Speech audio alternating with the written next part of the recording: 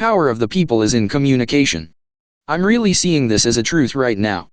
I just watched a video where a polyglot, guy who speaks many languages, who regularly posts to YouTube, was on an air flight to Africa and there was a technical problem. The captain came out to look at the engines. I suspect he was looking for fuel leaks. He made an announcement to all on board that there was a technical problem and they had to return to New York lest they run out of fuel.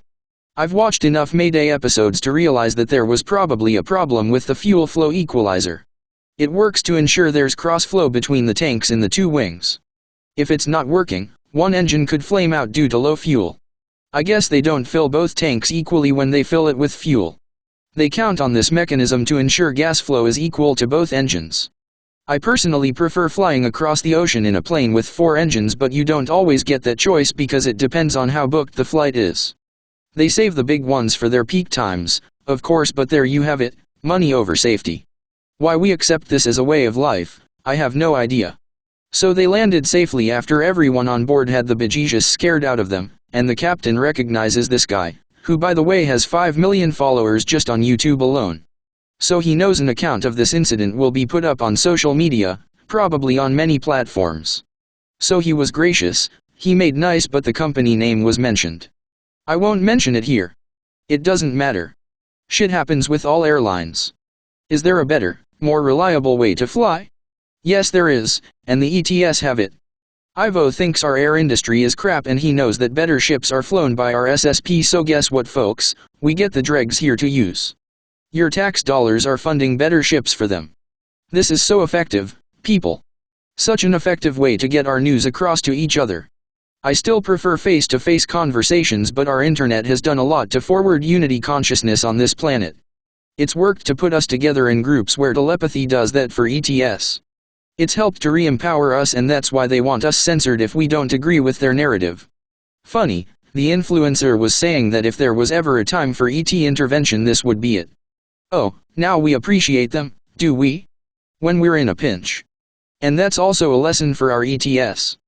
People on this planet are waiting for you to save us.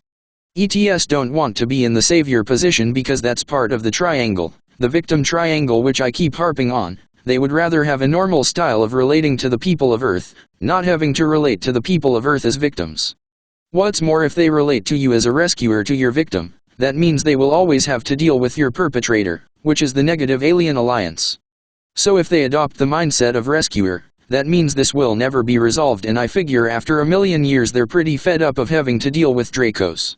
Do you see why they won't rescue you now? They want you to re-empower yourself. This is the change that's necessary to win this war. You start living in the moment, stop looking for a way to escape this place. Your soul wanted you born here now, so stop fighting it and wishing you weren't here. Changing your mindset is crucial to winning this war against the Na. Don't you see that? It's really an insult to relegate extraterrestrials, who are humans with feelings, to the position of your bodyguards. Really, think about it. What if your man knew the only reason you were dating him was because he could protect you? Don't laugh. Back in the olden days when a woman lost her husband, she was considered an easy mark. Many women lost money and suffered other fates because they didn't have a man to protect them. Don't look at ETS like that, really it would be an insult to them if they didn't understand your mentality. For those of you who think they're here to rescue you, guess again. They're here to end their war with the negative alien alliance and its AI overlord, and in doing this, you are thusly liberated. They also want us to wake up and step into our own powers, because I'm sure they don't want to spend the next 1,000,000 years having to babysit us either. Do you find my saying this offensive? Well, think about it. Think hard. They're here to teach you who you really are and about what you can do. As they were doing in antiquity, they will be bringing new technologies to Earth as we are spiritually ready to use them properly and not to kill others or ourselves with. They knew we got nuclear technology too soon, and it was the interference of the Zetas that gave us this technology, if memory serves me correctly. So look what we've done with nukes since we got the technology. How many people have died? Yes, we've provided energy for ourselves too, but at what cost to life and ecology? This is not progress as many of you may believe. It is regression of society. This is not defensible, not even here on Earth where standards are so low. When ETS make progress, they make progress. They don't go backwards at all. They don't lose to gain. We do. If nukes had been introduced at the right time instead of when they were, we would not be experiencing the threat of yet another nuclear war, would we? Because we are. JB wants to start one. By the way, I hear a peace deal was signed between Britain and the Ukraine, and now grain is flowing again between the East and West, so this war may have just been averted. Believe me, there are many people out there who don't want to spend their lives rescuing victims, and the ETS are no different. I'm also one of them. They don't see us as victims, and they won't regard us as crippled, wounded, inept, incapable, or anything else. They know we have the ability to change everything going on right now with just a thought. The problem is that we don't know that. So they tell us. Those who are ready hear the message. Those who aren't continue being victims. The problem with being a victim is, yes, maybe you have a rescuer, but it's necessary to have a bad guy in your life because that's how you define yourself. To define yourself as a victim, you need a bad guy, so you keep attracting them. It can't be any other way. So many of you I see are wanting to know about the event. The event is the time that you get to leave your bad guy behind, I assume you're thinking. Well, you can leave the bad guy behind right now if you stop thinking like a victim. That's what I've been trying to tell you. Life's no fun being a sitting duck, folks. The other day I pulled into my driveway. I saw a man walking up the street, a young man. I got an intuition, he's going to try to talk to you. I don't know what about, I don't know if this was a warning, but I do know I don't like strangers, particularly men walking up to me on my property. I've read enough stuff about how to keep yourself safe, and one of the things I've read is one of the places you're most vulnerable is your own driveway, getting out of the car. I was out of the car and he walked up and I yelled at him, "Get away from me. You're not even wearing a mask."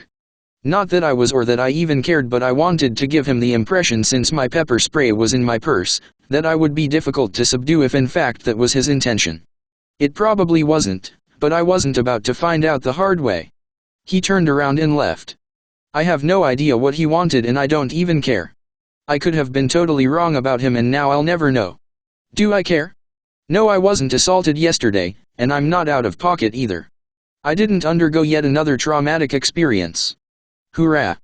Do I do this with everyone who approaches me? No, of course not. When I feel secure enough in my own circumstances, I'll help someone out. I also read energy and I didn't like his. I don't know what this guy wanted, but if it was help, he'd have to find it elsewhere. I wasn't cooperating. And that's another point to stop you from being a victim. You don't have to help everybody. Especially if it puts you in a compromised position. If it was money he wanted, then I would have had to have gone into the house to get it because I seldom carry cash. If it's a ride he needed, sorry, but I'd rather give you cash for bus fare. Who's to say he wasn't carrying or had a knife? I don't know that. Like I said, folks, it's about being nobody's fool. Folks, don't approach older women when they're by themselves. If you need help, go ask a woman who's with her husband or another able-bodied man, or go ask a man.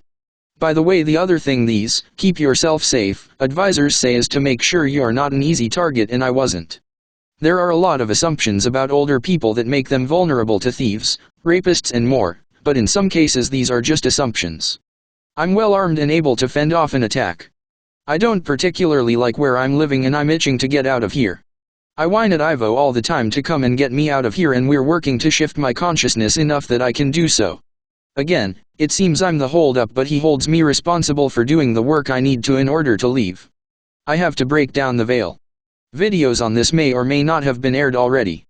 But I have another thing I've discovered as part of the programming that I have to rid myself of, and that's advertising programming. I've put a page with an article on my website, and it has to do particularly with food advertising. I'll link it in below. Some of you who've been pulling your hair out trying to eat right may find this interesting. It's about learning to be nobody's fool, folks. This is the process we're all undergoing right now, the path of re-empowerment. You're nobody's fool.